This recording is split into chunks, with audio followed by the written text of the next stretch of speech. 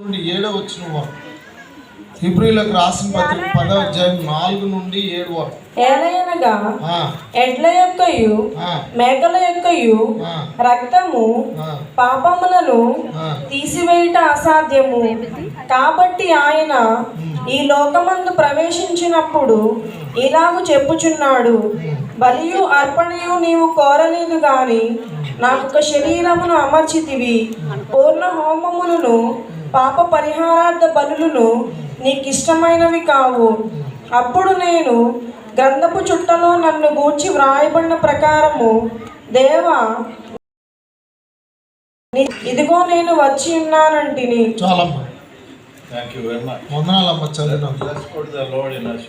క్లుప్తంగా మనం ప్రార్థన చేసుకుని వాక్య భావంలోకి వెళ్లే ముందుగా, తండ్రి అయిన దేవా, ఈ సాయంకాలం వేళ మరొకసారి నీ పాద సన్నిధికి వస్తున్నాం. ఇక్కడ కూడి వచ్చిన ప్రతి ఒక్కొక్కరిని మీరు దీవించి ఆశీర్వదించండి. దేవా, ఈ రాత్రి వేళ నీ కుమారుడిని యేసుక్రీస్తు గురించి మేము మాట్లాడబోతున్నాం. నేనేం మాట్లాడాలో ఆ మాటలు నాకు అనుగ్రహించండి. ఈ రాత్రి వేళ అందరితో మీరు మాట్లాడండి. ఇక్కడ కూడి వచ్చిన చిన్నపిల్లలందరినీ దీవించండి. దేవా, నిన్ను ప్రేమిస్తున్నాం, నీకు వందనాలు తెలియజేస్తున్నాం. వీటన్నిటి నిమిత్తమై నీ కుమారుడిని యేసుక్రీస్తు నామములో ప్రార్థించి అడిగి వేడుకొంచున్నాం తండ్రి. ఆమేన్, ఆమేన్.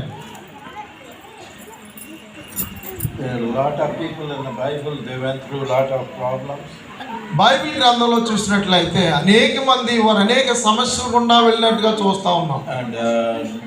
They did a tremendous job trusting in God. అలాంటి కష్ట సమయంలో వారు దేవుని యందు విశ్వాసం ఉంచి వారు గొప్ప ఉన్నతమైనటువంటి కార్యాలు నెరవేర్చినట్టుగా చూస్తున్నారు. అయినప్పటికీ వారు పరిస్థితుల గుండా వెళ్ళినప్పుడు కఠినమైన పరిస్థితుల గుండా వెళ్ళవలసి వచ్చింది. And this is nothing to compare what the early church people went through. గమనించినట్లయితే వీరందరూ భక్తులు మరి వెళ్ళినటువంటి కష్టాలను మనం లెక్కగట్టినట్లయితే మరి ఆది సంఘము వారు ఎంతగా హింస పొంది ఉన్నారో వాటితో పోలిస్తే అసలు ఇవి ఏమీ కాదని చెప్పాలి. And as a human being we go through a lot of problems. మరి మానవ రీతిగా చూసినట్లయితే మనం అనేక సమస్యలు గుండా వెళ్తూ ఉంటాం. But once in a while some people think of why God allowed this thing. మరి మనము ఇలాంటి కష్టాలు గుండా వెళ్తున్నప్పుడు అనుకుంటాం, ఎందుకు దేవుడు నాకే ఈ పరిస్థితి కల్పించాడు, నేనే ఎందుకు బాధపడుతున్నాను. And you probably witnessed some people saying like that. మరి మీకు సాక్షి కొంతమంది చెప్తా ఉంటారు, చూడు నాకు దేవుడు ఇలా చేశాడని మీకు సాక్ష్యం చెప్పేవారు బహుశా ఉండవచ్చు. And they probably doubt if God is there and why didn't God help me. అలాంటి సమయంలో కష్టాలు ఉన్నప్పుడు వారికి ఒక సందేహం వస్తుంది, ఏంటంటే నేను ఇన్ని కష్టాలు పడతాడు, అసలు దేవుడు ఉన్నాడా లేదా అని ఒక సందేహం కలుగుతుంది. And in the Bible just think about John the Baptist. మరి బైబిల్ అయితే మరి భక్తుడైనటువంటి యోహాను గారిని చూసినట్లయితే he went through a lot of situations.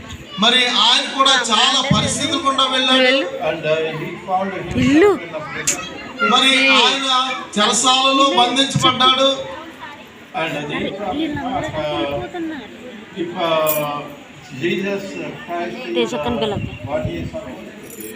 మరి ఆయన యేసుక్రీస్తు ప్రభువారు ఆయన ఏమై ఉన్నారో దాని గురించి యోహాను గారు భక్తుడు ఆలోచించాడు. And why did not help me, when I'm in prison. అప్పుడు యేసుక్రీస్తు ప్రభువారు ఆయన అనుకుని ఉండొచ్చు, బహుశా ఎందుకు నాకు సహాయం చేయలేదు, నేను చెరసాలలో బంధించబడినప్పటికీ నాకు విడుదల చేయలేకపోయాడు అనుకుని ఉండవచ్చు. మరి పేతురు గారి గురించి ఆలోచించినప్పుడు మరి అక్కడ ఆ యేసుక్రీస్తు ప్రభువారిని ఆయన రాత్రి పట్టబడినప్పుడు and he denied Peter denied that he did not know Jesus Christ. ఆ రాత్రి సైనికులు వచ్చి యేసుక్రీస్తు ప్రభువారిని బంధించినప్పుడు అరెస్ట్ చేసినప్పుడు అక్కడ యేసుక్రీస్తు ప్రభువారి గురించి ఆయన ఏం సాక్ష్యం చెప్తాడంటే, అసలు యేసుక్రీస్తు ప్రభువారు ఎవరో నేను ఎరుగనని మరి ఆయన బొంకినట్టుగా చూస్తా ఉన్నాం. And when Peter was on the top of the Mount Transfiguration time, మరి యోహాను పేతురు యేసుక్రీస్తు ప్రభువారు రూపాంతర కొండ మీదకు వెళ్ళిన సమయంలో and Peter doesn't want to come down to the from the mountain. అక్కడ ఉన్నటువంటి ప్రకాశవంతమైనటువంటి వెలుగును చూసి పేతురు గారు ఏమంటాడంటే, అసలు కిందకు రావడానికి ఆయన ఇష్టపడలేదు ఆ వెలుగును చూసి. And we probably wonder why God allowed this kind of things to happen for the human being. మరి మానవ రీతిగా ఆలోచించినట్లయితే మానవులు ఎందుకు ఇటువంటి పరిస్థితి కలుగుతుంది అని మనం ఆలోచించినట్లయితే, But we got to think God always have some kind of plan and purpose in our life. మరి మన జీవితంలో పరిస్థితుల వెనకాల ఆయన ఒక ఉద్దేశాన్ని ప్రణాళికను కలిగి ఉన్నాడు. No matter what will happen to us, we still need to trust God. ఎలాంటి పరిస్థితి గుండా వెళ్ళినప్పటికీ మనము దేవుని యందు విశ్వాసం ఉంచాలి. But the question is, can we trust Him even though that we do not have enough faith? మరి మనకు పరిపూర్ణమైనటువంటి విశ్వాసం లేనప్పటికీ అలాంటి పరిస్థితుల గుండా వెళుతున్నప్పుడు దేవుని యందు విశ్వాసం ఉంచగలమా? Maybe it may not fit our thinking the way we are thinking about the plans. మరి ఆ యొక్క ప్రణాళికల గురించి పరిస్థితులు ఎదుర్కొని భవిష్యత్తులో జరిగే వాటి గురించి మనం ఆలోచించకపోవచ్చు. And we are called to allow God to be God. ఎందుకంటే ప్రభువా ఎలాంటి పరిస్థితి గుండా వెళ్ళినప్పటికీ ఆ పరిస్థితిలో నువ్వు నా దేవుడిగా ఉండని మనము సహాయం కోరాలి. And we should allow Him to do whatever He intended to do. మరి ఆయన ఏమి అయితే మన పట్ల ఆయన ఉద్దేశం కలిగి ఉన్నాడో నీ ఉద్దేశం నా పట్ల నెరవేర్చమని మనం మన ఆ చిత్తాన్ని ఆయనకు అప్పగించాలి. And our scripture today shows that God has a plan. He always has some kind of purpose. మరి ఇక్కడ చూసినట్లయితే ఈ యొక్క వాక్య భాగం ద్వారా మనం చూడగలము, ప్రతిసారి కూడా దేవుడు ప్రతి ఒక్కరి జీవితంలో ఒక ఉద్దేశాన్ని కలిగి ఉంటాడని మనం చూడగలం. But this passage of scripture gives us the Christmas story from the lips of Jesus Christ. ఎందుకంటే ఇది ఈ యొక్క వచ్చిన భాగంలో మరి 4 నుండి 7 వచనాల్లో యేసుక్రీస్తు ప్రభువారి యొక్క ఆయన జన్మ గురించి అక్కడ ప్రవచించడం జరిగింది. So this is what Jesus was thinking on the Christmas day. We are told, therefore, when He came into the world, He said, "This was a story about Jesus Christ. He existed."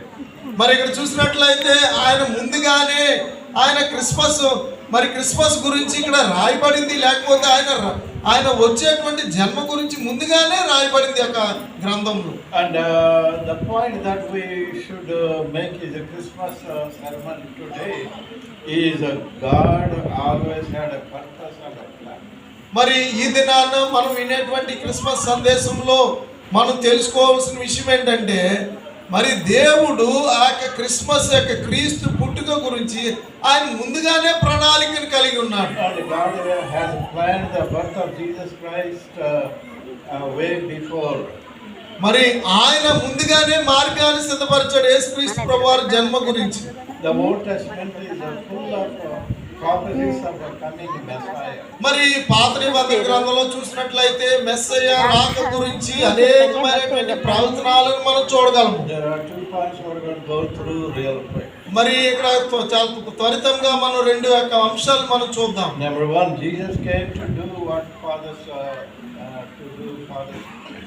మొట్టమొదటిగా చూసినట్లయితే యేసుక్రీస్తు ప్రభువారు తండ్రి అప్పగించినటువంటి పనిని నెరవేర్చడానికి ఆయన వచ్చి ఉన్నాడు. And the Bible reveals us that the divine agreement among the Father, Son and the Holy Spirit. Bible గ్రంథంలో మనం చదివినట్లయితే దైవికమైనటువంటి ఒప్పందాన్ని మనం చూడగలం తండ్రి కుమారుల మధ్య.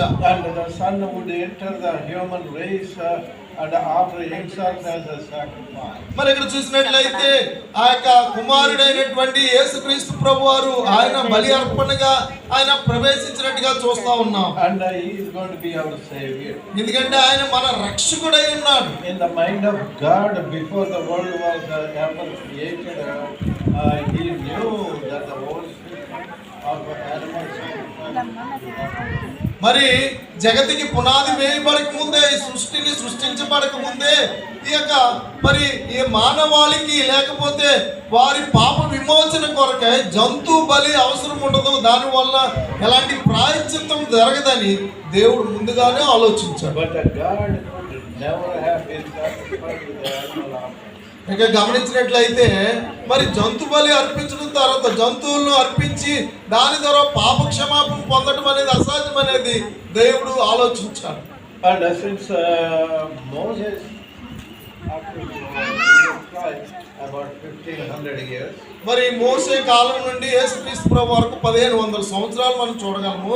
they have been offering many animals at the altar. మరి యేసుక్రీస్తు ప్రభు వారు జన్మించినంత వరకు కూడా ఈ బలిపీఠం మీద అనేకమైనటువంటి జంతువులను వారు అర్పిస్తూనే వచ్చారు మోసే కాలం నుండి క్రీస్తు వరకు. And I don't want to go any theological arguments about here. మరి దీని గురించి ఈ యొక్క వేదాంతమైనటువంటి యొక్క తర్కనకు నేను వెళ్ళదలుచుకోలేదు. And how many sins could have forgiven during that time? మరి ఎంతమంది పాపములు క్షమించబడి ఉన్నవి ఆ సమయంలో? But not one. ఎందుకంటే ఒకరి పాపం కూడా క్షమించబడలేదు అక్కడ. And you see the Old Testament is just like an X-ray. మరి అక్కడ పాత నిబంధన గ్రంథంలో చూసినట్లయితే అది ఛాయా చిత్రమై ఉన్నది. And it shows us how spiritually broken our heart is. ఎందుకంటే మన హృదయము ఏ విధంగా మరి విరగొట్టబడింది అనేది మనం చూడగలము. But it is powerless to fix it. ఎందుకంటే దానికి ఎలాంటి మరి అందులో శక్తి లేదు. And try to use a law to fix our